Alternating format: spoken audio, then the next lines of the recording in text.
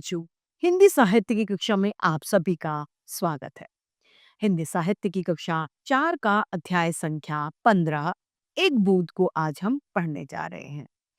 इस पाठ को हम सभी एक कविता के माध्यम से पढ़ेंगे। हिंदी साहित्य हमें सिर्फ भाषा यानी बोली नहीं सिखाती, अपितु जीवन जीने की कला, उसके महत्व तथा मूल्यों से भी हम सभी को अवगत कराती है। आइए इस अध्याय को प्रारंभ करें।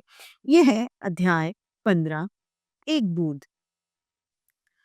पाठ ज्ञान यानी पाठ परिचय से हमें पता चलता है कि इस कविता में बारिश की एक बूंद का वर्णन किया गया है जो घबरा रही थी कि बादल से निकलने पर वह कहाँ जाकर गिरेगी या उसका क्या नतीजा होगा, क्या परिणाम होगा। आइए इस सुंदर सी कविता को हम शुरू करें। ज्यों निकल कर बादलों की गोद से थी एक बूंद अभी आगे बढ़ी, यानी जैसे ही बादलों की गोद से, यानी बादलों में क्या होता है, पानी, उनकी गोद से निकल के एक बारिश की बूंद, एक यानी एक बारिश की बूंद आगे बढ़ती है यानी आगे चलती है। सोचने फिर यही जी मैं न कि आह घर छोड़कर क्यों मैं बढ़ी। वो अपने मन में, अपने दिल में ये सोच रही थी कि आखिर क्यों मैं अपने घर को छोड़कर चल पड़ी हूँ, क्या था जो मैंने अपना घर छोड़ दिया।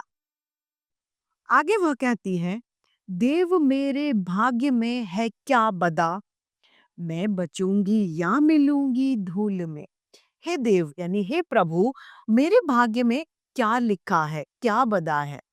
मैं बचूंगी, मैं जीवित रहूंगी या फिर मैं धूल में मिल जाऊंगी, या जलूंगी गिर अंगारे पर किसी, चूप पड़ूंगी या कमल के फूल में।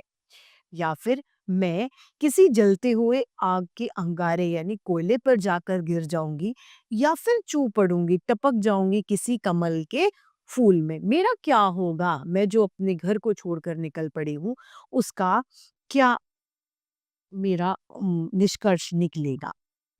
बह गई उस काल एक ऐसी हवा, उस समय, काल यानी समय से लिया गया है, उसी समय एक ऐसी हवा बह गई, वह समुंदर की ओर आई अनमनी।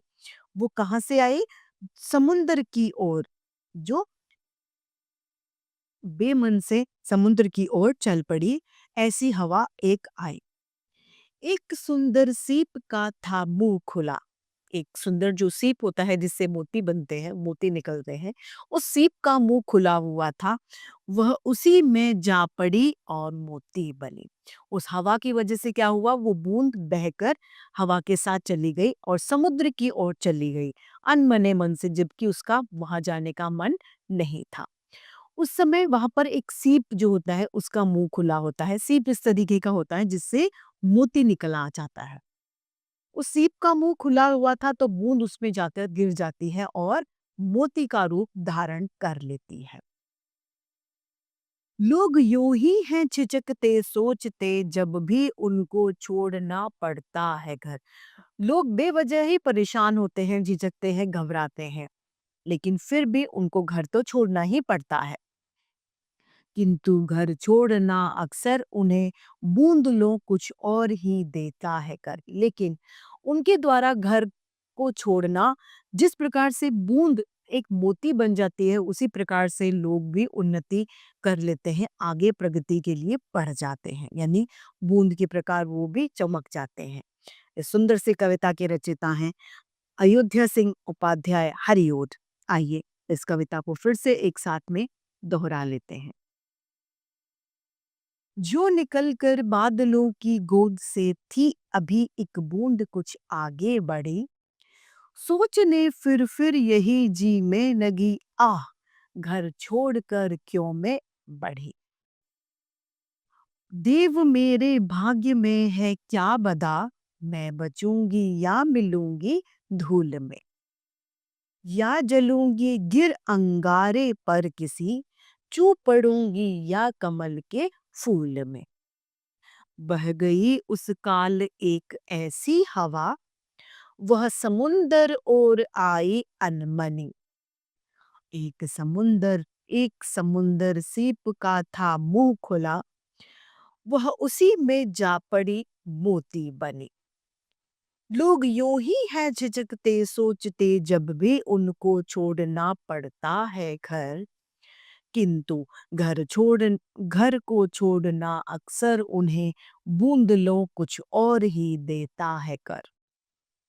इसी के साथ हमारा ये अध्याय यही समाप्त होता है। इस अध्याय के साथ-साथ हमारे हिंदी साहित्य की कक्षा भी आज यहीं समाप्त होती है।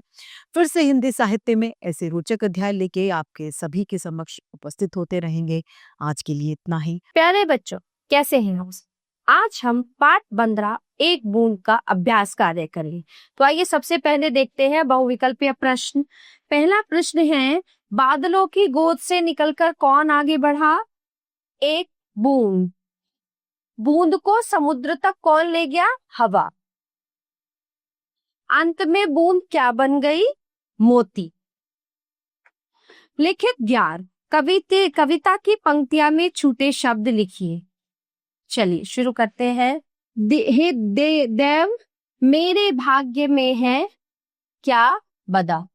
मैं बचूंगी या मिलूंगी धूल में? मैं बचूंगी